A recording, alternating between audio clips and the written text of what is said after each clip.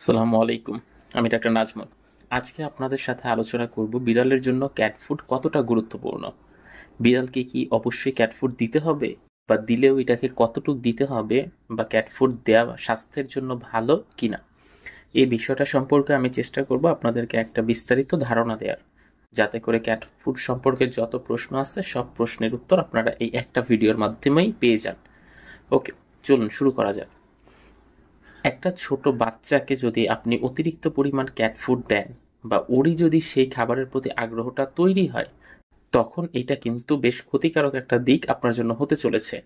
কারণ কি, এখন এই ছোট বয়সের যে বিড়ালগুলো আছে, এগুলোর স্বাভাবিকভাবে ওরা প্রচুর পরিমাণে ক্যাট ফুড খেতে চায়। একবার যদি ওদেরকে আসক্ত করেন, দেখবেন যে তারপর হচ্ছে এই ক্যাট ফুড ছাড়া ওরা অন্য কিছু আর খাবেই না। কারণ ওদের এই টাইমটা হচ্ছে একটা গ্রোয়িং স্টেজ, মানে হচ্ছে ওরা বড় হচ্ছে। এই বড় হবার সময় ওদের শরীরে অনেক বেশি পরিমাণ ক্যালোরির চাহিদা দরকার হয়। এই ক্যালোরির চাহিদাটাই সাপ্লাই দেয় হচ্ছে কি এই ক্যাট ফুড।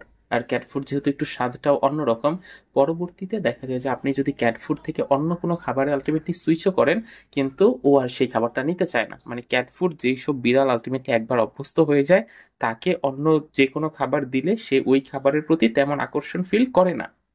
ক্যাট ফুডের যে শুধুমাত্র গন্ধটাই বা স্বাদটাই যে আকর্ষণ করে এমন না, এটার কিন্তু একটা যে গন্ধ আছে বা ঘ্রাণ আছে, এইটাতেও দেখা যায় যে বিড়াল একটু আসক্ত হয়ে যায়। স্বাদই এখানে একমাত্র ফ্যাক্টর না, এটার যে গন্ধটা পরবর্তীতে অন্য কোনো মাছ বা মাংসের যে গন্ধ সেটা পাইলেও কিন্তু ওরা আর নিতে চায় না, কারণ ওই যে ক্যাট ফুডের যে গন্ধটা সেটাতে ওরা আসক্ত হয়ে গেছে। এখন কথা হচ্ছে ক্যাট ফুড দিলে আসলে সমস্যাটা কোথায় তৈরি হয়। ক্যাট ফুড দিতে গেলে আপনার প্রথম যে সমস্যাটা তৈরি করে সেটা হচ্ছে লিভারে। লিভারে দেখা যায় যে লিভার কিন্তু আমাদের বডির জন্য খুব গুরুত্বপূর্ণ একটা পার্ট, কিন্তু এই ক্যাট ফুডটা লিভারটাকে খুব মারাত্মকভাবে ড্যামেজ করে। আর লিভারটা যখন ড্যামেজ হয় তখন দেখা যায় যে ওর ডায়াবেটিস বা এই ধরনের যে সমস্যাগুলো আছে, সেগুলো আলটিমেটলি ওর ভিতর আস্তে আস্তে ডেভেলপ করতে থাকে। শুধুমাত্র ডায়াবেটিসই না, ওর স্থূলকায় মানে ও খুব বেশি পরিমাণে মোটা হয়ে যাবে, এই সমস্যাটাও আলটিমেটলি অবিসিটির যে সমস্যাটার কথা বলতেছে আর কি, এইটাও আলটিমেটলি ওর ভিতরে তৈরি হইতে পারে। এখন লিভার বাদে আর কোন কোন অর্গানে এই ক্যাট ফুডটা সমস্যা তৈরি করতে পারে, সেটা হচ্ছে কিডনি। ক্যাট ফুডের একটা খুব মারাত্মক প্রভাব পড়ে আলটিমেটলি কিডনির উপরে। ক্যাট ফুডটা দেখতে কিরকম, এটা শুকনা না। এই শুকনা জাতীয় খাবারটা যখন আপনি এই বিড়ালটাকে খেতে দিচ্ছেন, তখন বিড়ালটার বডি থেকে কি করে, এই পানি, এই শুকনা খাবারটা পানিটাকে আলটিমেটলি শুষে নেয়। শুষে নেওয়ার কারণে এই ওর বডিতে একটা ডিহাইড্রেশন, একটা পানি ঘাটতি তৈরি হয়, যার কারণে দেখা যায় যে এটার প্রভাবটা কিডনির উপর গিয়ে পড়ে। আর কিডনির উপর যখন এটার প্রভাবটা গিয়ে পড়ে, কিডনিতে প্রাইমারি স্টেজে স্টোন জমা হয়, পাথর যেটাকে আমরা বলি, পাথর জমা হয়, এবং পরবর্তীতে দেখা যায় আস্তে আস্তে এটা ইউরিন ইনফেকশনের দিকেও রূপ নেয়। এবং এই সমস্যার থেকে পুরা কিডনিটাই অকেজো হয়ে যায়, এবং যার কারণে খুব অল্প সময়ের মধ্যে ও মারা যায়। তাহলে আমরা দেখলাম যে ক্যাট ফুড বেসিক্যালি দুইটা খুব ভাইটাল অর্গান, একটা হচ্ছে লিভার আর একটা হচ্ছে কিডনি। এই দুইটাতেই আলটিমেটলি ড্যামেজ করে ফেলে, দুইটাতেই নানা রকম সমস্যা তৈরি করে। ক্যাট ফুড যেসব ক্যাটকে খাওয়ানো হয়, সেসব ক্যাটের আলটিমেটলি প্রচুর পরিমাণে পানির পিপাসা লাগে।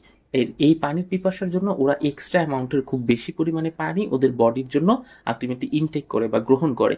আর এই আপনারা জানেন যে কোনো কিছুই বেশি ভালো না, যখন ও এত বেশি বেশি পানি গ্রহণ করে, তখনও ওই যে আলটিমেটলি ওই কিডনির উপর গিয়ে এটার ঝামেলাটা তৈরি হয়। আর ওই যে বললাম ক্যাট ফুডের একটা স্বাদ আর ঘ্রাণ, এটা অন্যান্য খাবারের প্রতি যে আকর্ষণ বা ওই খাবারের প্রতি যে রুচিটা, এটা পুরোদমই একদম নষ্ট করে দেয়।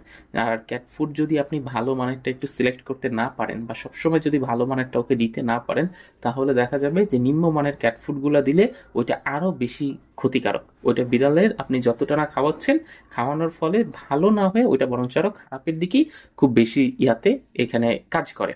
এখন আপনাকে যখন ক্যাট ফুড দিবেন, তখন একটা জায়গা খুব ভালো মতো মনে রাখবেন, সেটা হচ্ছে ক্যাট ফুডের কিন্তু আলাদা আলাদা ব্র্যান্ড আছে, এবং আলাদা আলাদা বয়স অনুযায়ী আছে। আপনি প্রথমে একটা ভালো ব্র্যান্ড সিলেক্ট করবেন, এবং আপনার বিড়ালের যে বয়স, সেই বয়স অনুযায়ী সিলেক্ট করবেন। ক্যাট ফুড দেওয়ার নিয়মটা হচ্ছে কি, আপনি অন্যান্য আনুষঙ্গিক যে খাবারগুলো আছে সেগুলো পাশাপাশি চলবে, ওইটার পাশাপাশি মাঝে মধ্যে অল্প পরিমাণে ক্যাট ফুড দিয়ে রাখবেন। আমাদের কাছে এরকম অনেক পেশেন্টই আসে, অনেক ওনারই আসে, যারা এসে বলে, স্যার আমরা তো ক্যাট ফুড একদম বাটিতে ভর্তি করে দিই, ওর যখন যতটুকু লাগে ও তখন সেখান থেকে ততটুকু খায়। এইভাবে কখনো বিড়ালকে আসলে ক্যাট ফুডে অভ্যস্ত করবেন না। এইভাবে বিড়ালকে ক্যাট ফুডে অভ্যস্ত করলেই পরবর্তীতে আপনি গিয়ে এই সমস্যাগুলো ফেস করবেন। তাই যতটা সম্ভব পারা যায় এই বিড়ালকে ক্যাট ফুডের এই আসক্তি থেকে দূরে রাখতে হবে, এবং অন্যান্য যে খাবারগুলো আছে সেই সব খাবারের দিকে একটা রুচি তৈরি তৈরি করতে হবে।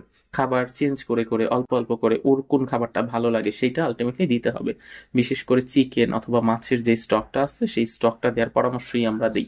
আবার যেগুলো একটু খুব পার্সিয়ান টাইপের বিড়াল ওদেরকে আমরা একটু শাকসবজির দিকেও আলটিমেটলি ফোকাস করতে বলি, যে সবজি দেন, মিষ্টি কুমড়া দেন, বরবটি দেন, গাজর দেন, এই খাবারগুলোকে সিদ্ধ করে তারপরে ওদেরকে খেতে দেন। তাহলে দেখবেন যে ওদের ওই ডায়াবেটিস বা ওই ধরনের কোনো সমস্যা আলটিমেটলি ওদের বডিতে কখনোই তৈরি হচ্ছে না। তো এই ছিল আমাদের আজকের ভিডিও। আশা করি ভিডিওটি আপনাদের ভালো লেগেছে এবং ভিডিওতে যেই টপিকটা সম্পর্কে আলোচনা করেছি আপনারা সেটা খুব সুন্দরভাবে বুঝতে পেরেছেন। যদি আপনাদের এই সম্পর্কিত কোনো কিছু জানার থাকে আপনারা সেটা কমেন্ট বক্সে আমাকে জানাতে পারেন এবং চাইলে আমার সাথে সরাসরিও কন্ট্যাক্ট করতে পারেন। স্ক্রিনে দেওয়া যে নাম্বারটা আছে সেই নাম্বারে কল করতে পারেন অথবা এই নাম্বারেই হোয়াটসঅ্যাপ আছে, হোয়াটসঅ্যাপেও আপনারা চাইলে আমাকে নক দিতে পারেন। আমি চেষ্টা করব আপনাদেরকে যে কোনো সময় সার্বক্ষণিক সহায়তা করার। আপনারা চাইলে আমার ফেসবুক পেজ এবং গ্রুপেও জয়েন হতে পারেন। সেখানে সার্বক্ষণিক আপনাদের যে সমস্যাগুলো আছে সেই সমস্যাগুলো জানালেই খুব দ্রুততার সাথে স্বল্প সময়ে আপনারা রিপ্লাই পাবেন। তো আশা করব আমার সেই ফেসবুক পেজ আর ফেসবুক গ্রুপে জয়েন হয়ে যাবেন। ধন্যবাদ সবাইকে, ভালো থাকবেন। আসসালামু আলাইকুম।